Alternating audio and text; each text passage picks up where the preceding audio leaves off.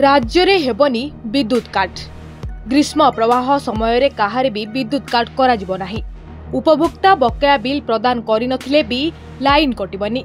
आज एभली बड़ घोषणा करिसेंती उपमुख्यमंत्री केभी सिंहदेओ।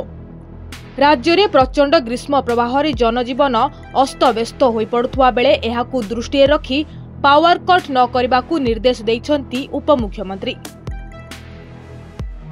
अन्यपटे राज्य रे जारी रहिछि ग्रीष्म प्रवाह। दिन 10टा परे घरु बाहरिबा मुश्किल होई पड़ुछि। प्रचंड ग्रीष्म प्रवाह को नहीं अलर्ट जारी करिछि पाणीपाग विभाग। 26 तारीख जाए जलिब पश्चिम ओडिशा। उपकूल ओडिशा रे भी असह्य करिब ताती। सेपटे आज दिन 11:30 सुधा राज्य रे 42 डिग्री टपिछि तापमात्रा। झारसुगुड़ा रे 42.6 डिग्री तापमात्रा रेकर्ड होईछि।